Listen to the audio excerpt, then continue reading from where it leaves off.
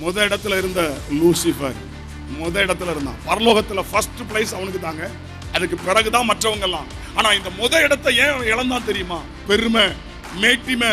இன்றைக்கும் ஏன் அநேகர் தங்களுடைய மேன்மையை இழக்கிறாங்க? வேதம் சொல்லுகிறது ஆதி மேன்மையை இழந்த. ஆகவே இன்றைக்கு அநேகர் மேன்மையை இழப்பதற்கு காரணம் ஏதோ ஒரு பெருமை. யாரோ ஒருத்தர் அவங்களுக்கு பெருமையா பேசி இருக்கலாம். உங்களை பெருமையா பேசுறவங்க கிட்ட கொஞ்சம் கவனமா இருக்கணும். உங்களை புகழ்ந்து பேசுறவங்க கிட்ட ரொம்ப ஜாக்கிரதையா இருக்கணும். ஏன்னா அதுதான் உங்களுக்கு ஆபத்து. உங்களை நிந்திக்கிறாங்க, உங்களை துன்பப்படுத்துறாங்க, உங்களை காயப்படுத்துறாங்க, உங்களை வேதனைப்படுத்துறாங்கன்னா நீங்க சேஃபா இருப்பீங்க.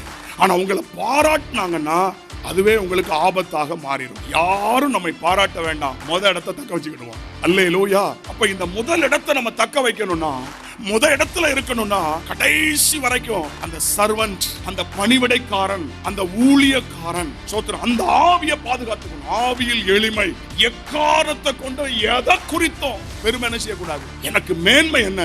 என் கூட தேவன் இருக்கிறார், அவருடைய பிரசன்னம் என்னை நிரப்பி இருக்கிறது. எங்க போனாலும் என் கூட அவர் வருகிறார், என்னை ஆசீர்வதிக்கிறார், என்னை பயன்படுத்துகிறார். அதுதான் எனக்கு மேன்மை. உலக பிரகாரமா எதையும் மேன்மையா நினைக்காதீங்க, முத இடத்தை இழந்துருவீங்க. கடைசி வரைக்கும் உங்களை தாழ்த்துங்க, தாழ்த்துங்க, தாழ்த்துங்க. முத இடத்தை தக்க வைத்துக் கொள்ளலாம்.